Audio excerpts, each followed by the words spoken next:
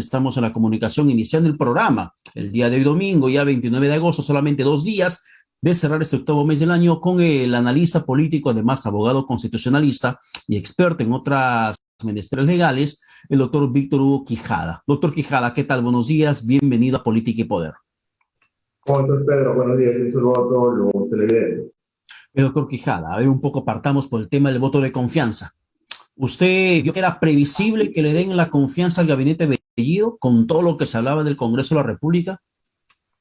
Bueno, realmente a mí me preocupa la posición de la clase política y sobre todo del Congreso, ¿no? Porque más allá de los esfuerzos de la prensa por investigar y denunciar un caso de diversos comisión de delitos del Partido Comunista Perú Libre, realmente parece que se siguen subestimando a Perú Libre, ¿no? Como partido. Ellos creen que los señores de Perú Libre, en el fondo son para mí lobos disfrazados de corderos. Muchos juegan a la demagogia, supuestamente son conciliadores, pero sin embargo las acciones son muy diferentes a las palabras que ellos mencionan y a los discursos que dan. Y yo creo que aquí, como cualquier partido comunista, porque aquellos que hemos leído algo sobre, por ejemplo, la Revolución Rusa, en Cuba, cómo es que un partido comunista actúa, ellos ahorita están en la etapa de consolidación del poder. Eso implica, sin importar los medios y la justificación de esto, van a copar diversas entidades del Estado y no les importa mentir o supuestamente mandar mensajes conciliadores. Y los otros partidos que supuestamente son democráticos, aunque más pareciera que actuaran por sus intereses propios, caen en este juego, les dan la confianza, que si bien es cierto está dentro del marco constitucional, pero en los hechos, en la práctica, no hay, al menos en el discurso que dio el señor Bellido, de la gestión pública nada, ¿no? Y no sé, Pero, digamos, doctor Quijada, no era, pero en una situación tan polarizada como la nuestra que estamos atravesando, y no hace unos meses, sino hace muchos años, hemos pasado un quinquenio bastante nefasto, con enfrentamiento político en el Congreso, entre Congreso Ejecutivo, Congreso, y también en las últimas semanas se había sumado el Poder Judicial.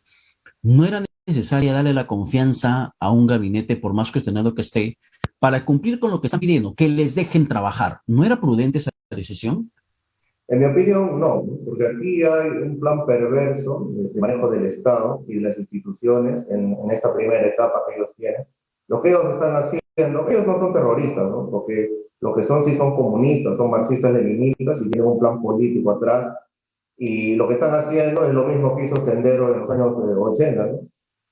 Alimentan el odio de la sierra con la costa. La mayoría de votos fue de la gente de provincia, ¿no? Obviamente ellos ya no creen en la luz armada, o sea, no son maoístas, pero el trabajo que realizan es político, es de base, hay una jerarquía, una organización, hay disciplina. Las ideas que ellos plasman en su plan de gobierno y lo que vienen haciendo en las acciones. Ya, y dentro de ese análisis que estás haciendo, doctor Quijada, ¿ha encontrado de repente usted esta estrategia de guerra del divide y vencerás de Mao Zedong?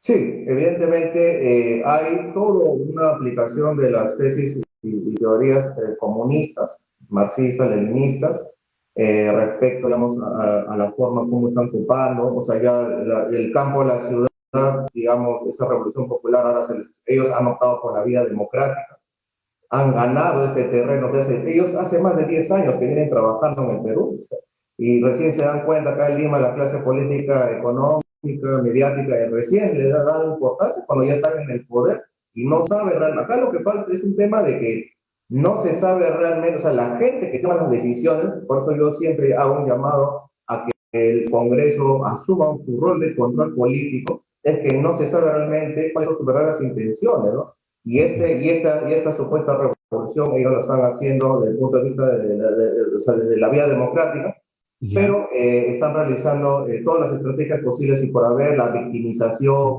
siempre se basan en este odio, en este resentimiento de la gente de la sierra con la costa, ¿no? Se basa en la división de los ricos con los pobres, es decir, la lucha ya no es... Claro, Eh, y un poco de eso también se vio en la intervención inicial de Guido Bellido como presidente del Consejo de Ministros cuando comienza a exponer las políticas generales del gobierno y comienza a hablar en quechua.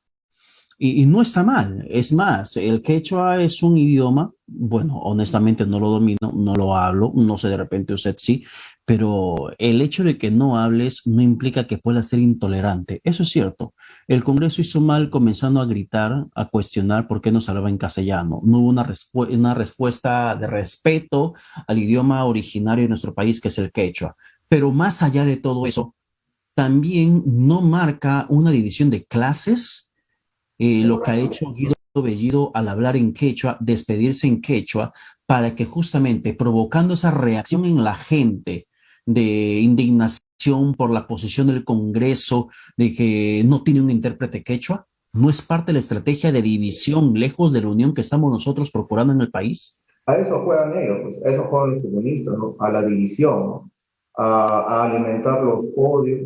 En primer lugar, lo que hizo el señor es demagogia, porque en Perú existen más de 7 tipos de quechua, ¿no? Y el quechua que él habló fue el quechua cusqueño, ¿no? La gente de Ancash, la gente de Cajamarca, la gente de Junín, de Huancayo, Huancalican, obvio, creo que les de Acucho, son diferentes, ¿no? Entonces, él lo que está haciendo es demagogia. En segundo lugar, él lo que es alimentar, digamos, este resentimiento, este racismo, estas divisiones y falta de educación. Y juega eso, ¿no? Ellos están jugando a la lucha de clase, ¿no?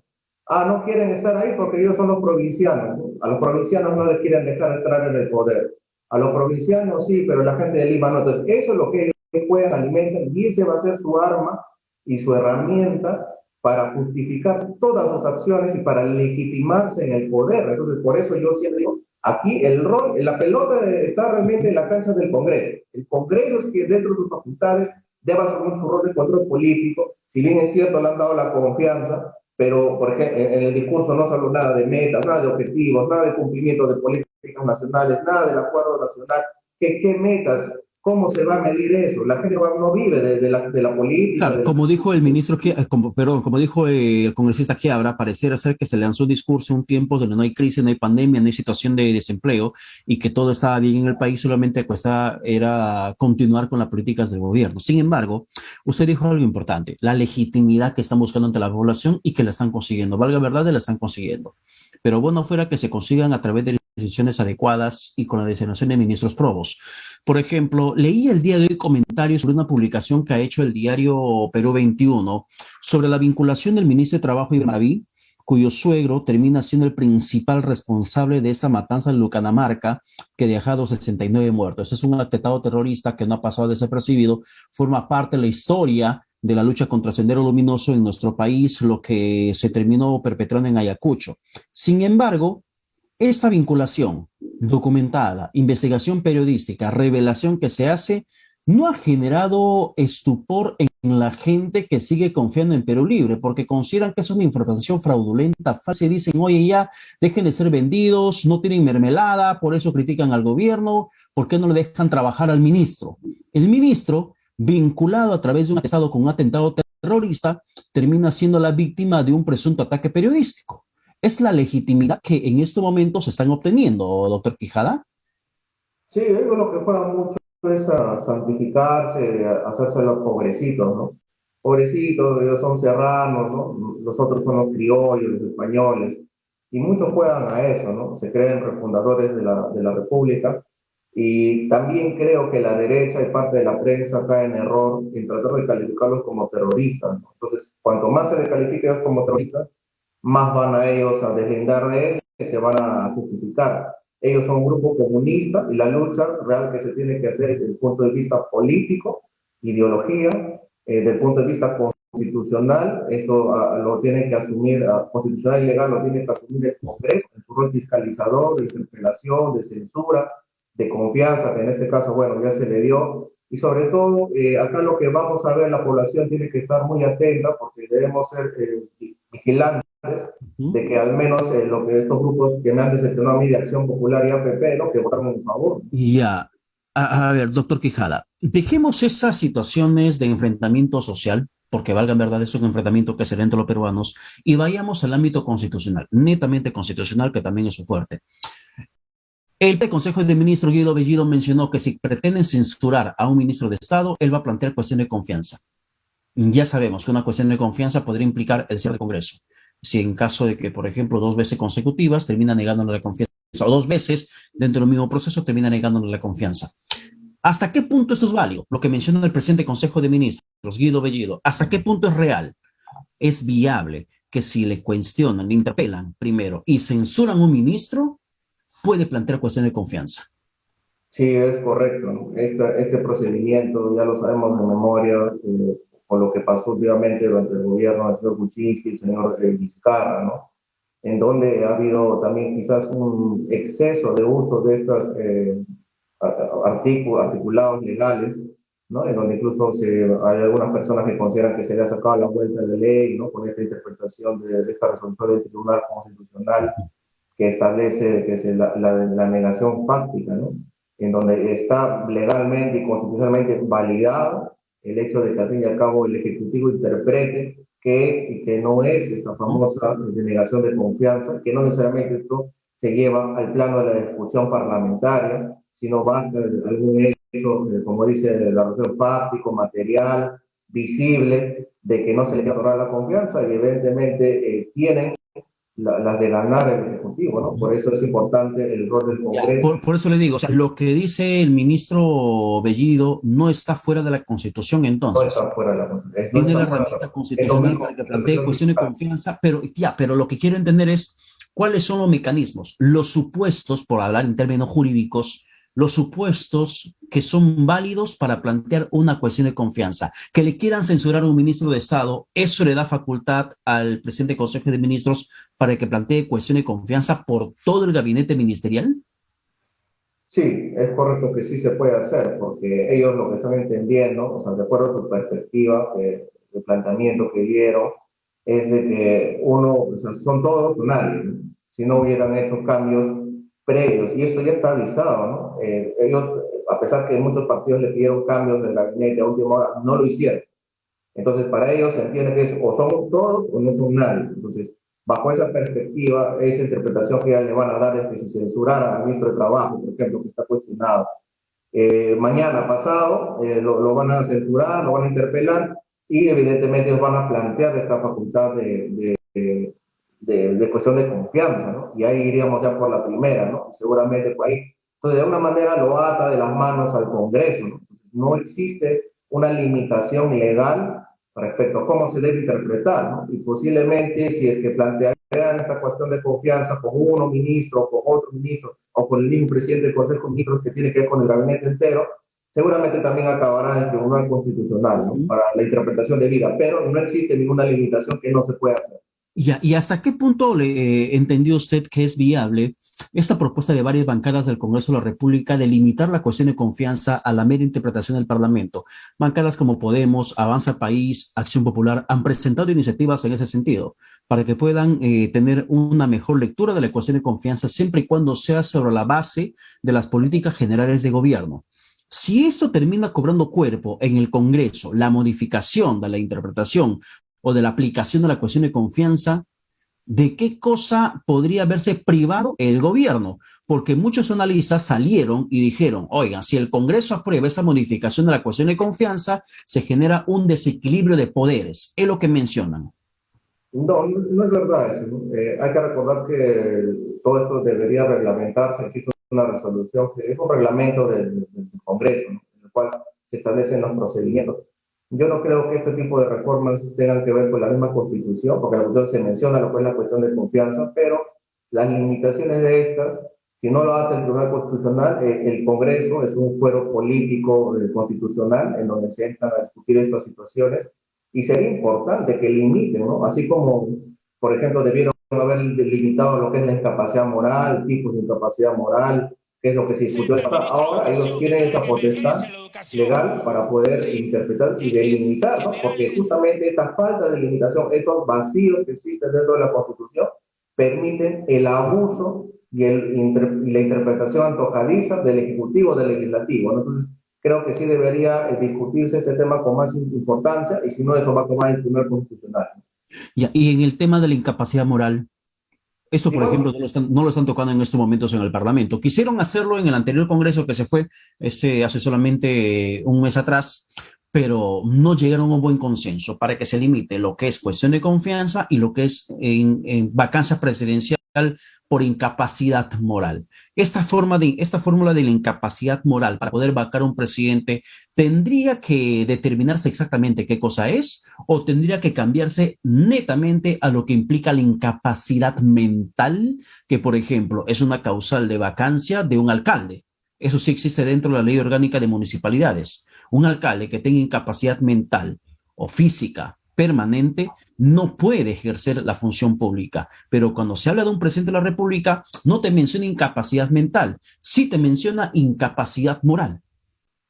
Sí, la resolución del Tribunal Constitucional última sobre el tema de la famosa incapacidad moral solamente deja, lo que dice es un tipo abierto. Un tipo abierto significa de que, o sea, ve tú cómo lo interpretas, ¿no? Lo único que dice es eso, pero digamos, lo que debería delimitarse está en manos del Congreso, porque si no lo hizo el Tribunal Constitucional en su momento, cuando se discutió este tema de la incapacidad moral, y solo dijo, es un tema abierto, es decir, puede ser incapacidad mental, puede ser una incapacidad moral que haga imposible el ejercicio del cargo por un escándalo, digamos, de carácter ético, puede ser una situación que tenga que ver con una inhabilitación o condena, ¿no? Entonces, ese tipo de situaciones, ¿qué tipo de incapacidad mental? Puede ser incapacidad mental permanente, puede ser una incapacidad mental provisional o temporal. Entonces, esa situación, ¿dónde se debe discutir? En el fuero parlamentario, ¿no? Y es lamentable y por eso digo que este Congreso no está a la altura de las circunstancias, ¿no? No solamente por el débil desempeño, el bajo debate que tiene, sino por el hecho de que estos temas que son prioritarios y que realmente contribuirían a la gobernabilidad y la estabilidad del país, ¿no? Salir de este tema de, digamos, de vacíos legales y que de una vez se delimite estos conceptos para evitar excesos de ambas partes, ¿no? Pero sí creo que tiene que haber diálogo y coordinación entre el Ejecutivo y el Legislativo para que ninguno, digamos, jale a ver mucho para su molino, ¿no? Ya, vayamos cerrando la entrevista con lo que mencionó el ministro de Salud el día de ayer en Radio Exitosa. El ministro mencionó que se viene preparando una norma en cuanto a la intervención del sector salud en las clínicas privadas en caso que esas continúen con cobros excesivos.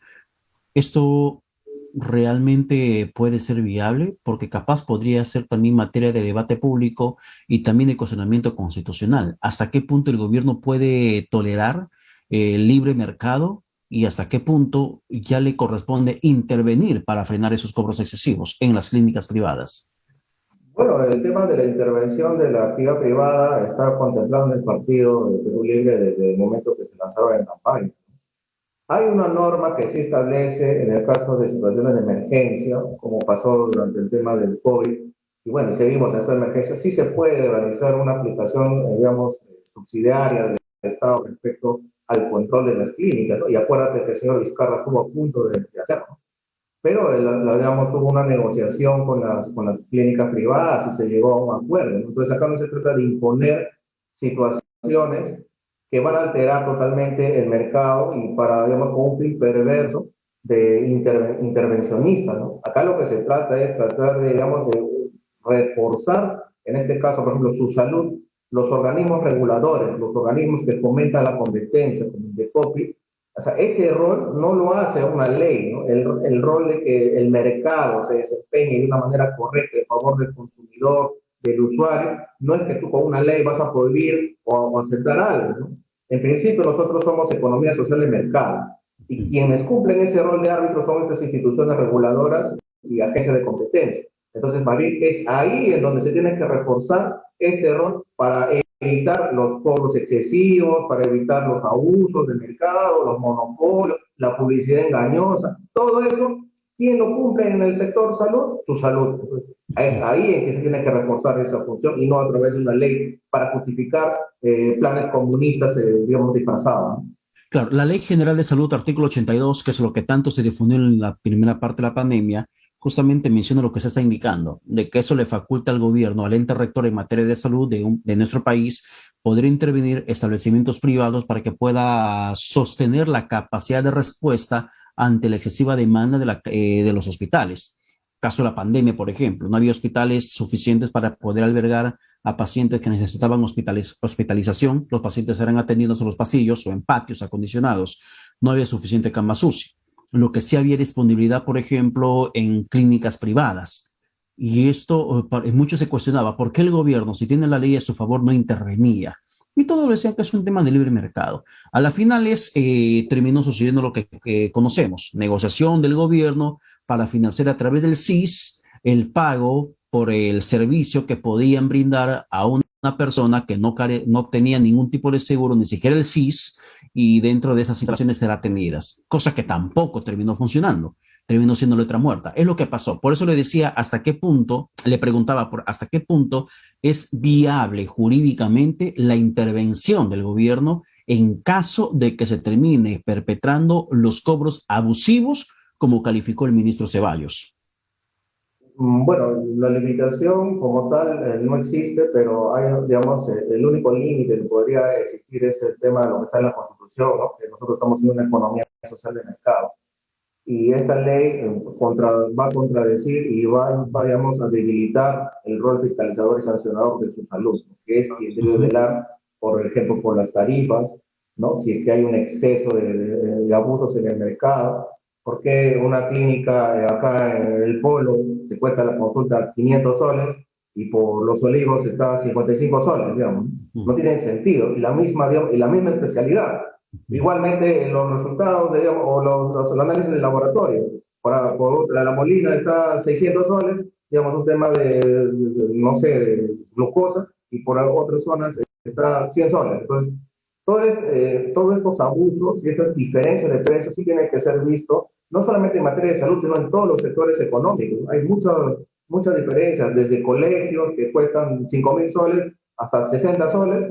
¿Por qué esa diferencia si la educación es una sola o la salud es una sola? Lo que sí se tiene que hacer es reforzar el rol y no debilitar aún más a nuestras instituciones que velan por esta sanción, pasando por temas del INDECOPI, de los CITEL, los INERMIN, en materia de luz, de energía, por materia digamos, en este caso de salud, de su salud, incluso el rol de la SUNAFIL respecto a temas de los trabajadores. No se trata de justificar acciones que pueden ser hasta inconstitucionales, que van a alterar el mercado y que van digamos, a contribuir a la incertidumbre en materia económica, que lo único que va a hacer es que nuestra inflación crezca. Porque ahorita lo que nosotros necesitamos es estabilidad y este gobierno no está dando esta estabilidad. Y con Ojalá este que tipo se de tome, anuncios desestabiliza. ojalá que se tomen mejores decisiones. Doctor Quijada, muchas gracias por su análisis y sus comentarios aquí en Política Poder.